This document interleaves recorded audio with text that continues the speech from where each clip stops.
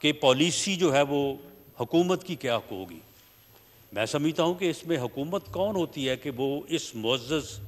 जो है वो पार्लियामेंट को जो है वो पॉलिसी दे। पॉलिसी इस मुअज़्ज़ज़ पार्लियामेंट ने देनी है। यहाँ पे बिल्कुल वज़ीर आज़म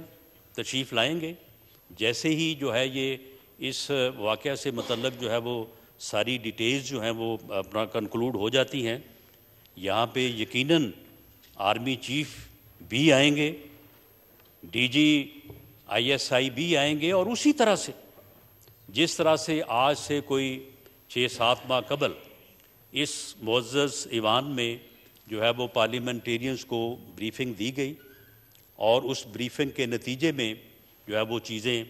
जो है वो फाइनल हुई। उसे आप पॉलिसी कह लें या उसे वे फॉरवर्ड कह लें,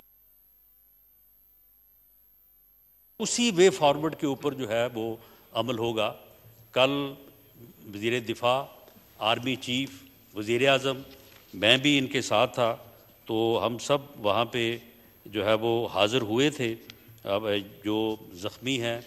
उनकी जो है वो तीमारदारी के लिए और जो शुहदा है उनकी ताज़ियत के लिए, तो वहाँ पे ये सारी बातें हुई हैं। और ये इसी तरह से जिस तरह से नूर आलम ख़ान साहब ने जो है मुतालबा किया है या उन्होंने हुक्म फरमाया है, और यकीनन इसी तरह की बात जो है वो मेरे दूसरे भाई भी करेंगे, तो ये यकीनन ये बात तय है। और वज़ीर आज़म साहब ने ये हमें भी ये जो है वो हदायत दी है कि आप इस बात को ईवान के सामने रखें। मैं ख़ुद वहाँ पे हाज़िर हो के ये सारे मामलात को है इसके मतलब मैं भी पार्लियामेंट से और मुअज़्ज़ज़ अरकान से जो है वो रहनुमाई हासिल करूँगा, और उसके बाद हमारी अस्करी क़यादत भी जो है वो इस बारे में जो है वो रहनुमाई हासिल करेगी और उसके ऊपर जो है वो अमल करेगी। हमने हर कीमत पे इंशाअल्लाह ताला दहशतगर्दी के ख़िलाफ़ ये जंग जो है इसको हमने जीतना है। और वो रिज़ॉल्व जो ASP के वाक़े के बाद उस वक्त की हुकूमत ने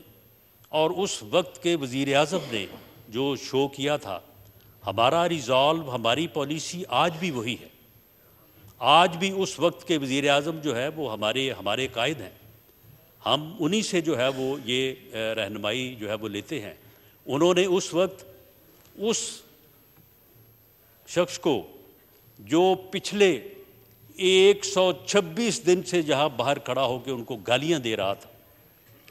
उन्हें गिरेबान से पकड़ के घसीटने की बात कर रहा था, उन्होंने ख़ुद उसे फ़ोन किया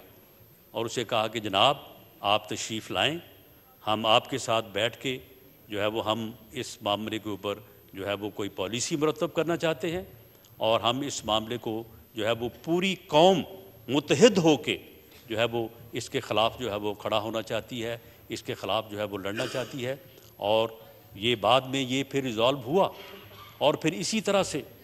रद्दुल फ़साद जो है वो उसके पीछे जब पूरी कौम खड़ी हुई तो एक दफ़ा दहशतगर्दी का ख़ात्मा हुआ,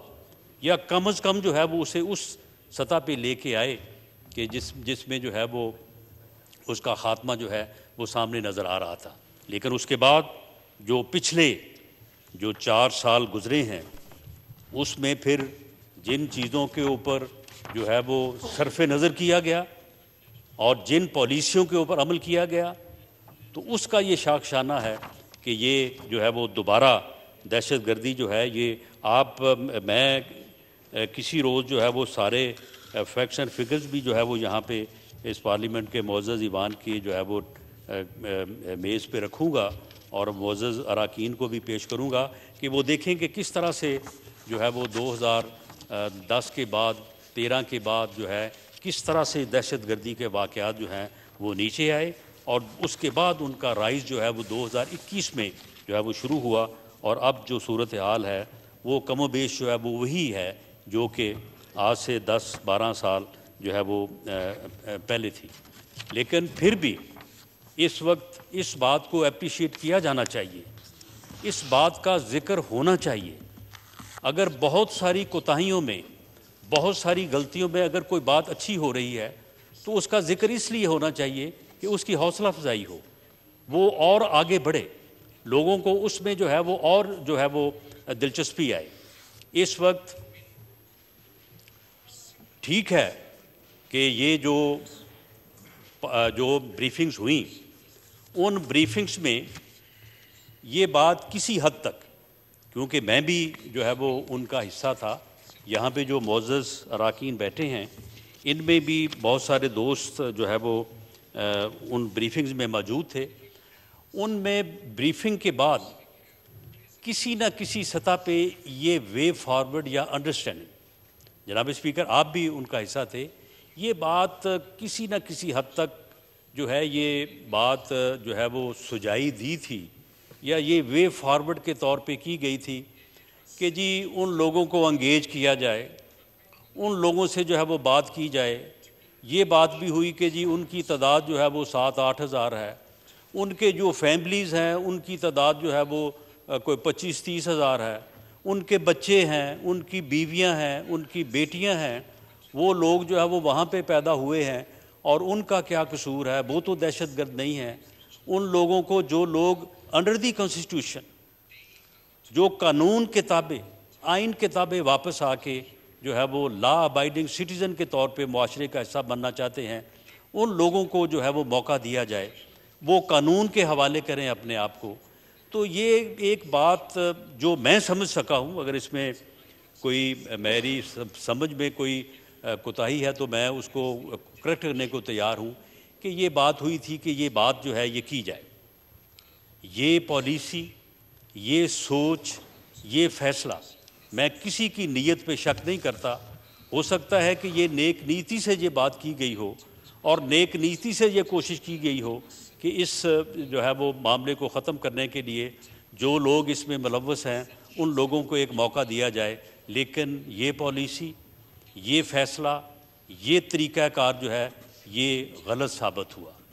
इसके नताइज जो हैं वो आज हमें जो है वो भुगतना पड़ रहे हैं। इसी पॉलिसी की आड़ में मैं अगर चाहूँ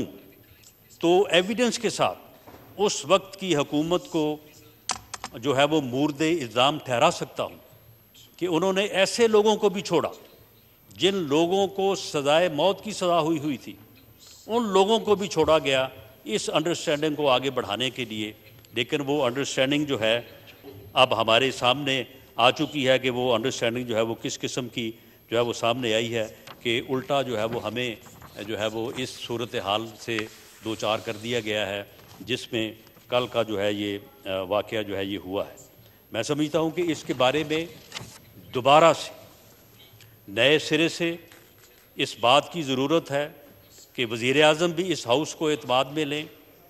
अस्करी क़यादत भी जो है वो इस हाउस को एतमाद में ले। यकीनन इसमें जो है वो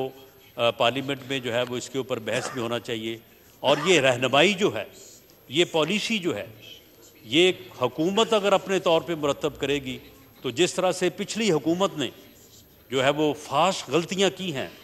और उसका खमियाजा जो है वो कल होने वाली गलतियों का हमें आज भुगतना पड़ रहा है। हो सकता है कि अब भी जो है वो इसमें गलती जो है वो हो सकती है, उसका एहतमाल है। जब ये इज्तमाई विज़डम, जब यहाँ पे पार्लियामेंट जो है वो बहस के बाद जो है वो एक वाइज पॉलिसी का जो है वो की रहनुमाई करेगी तो मेरा यकीन है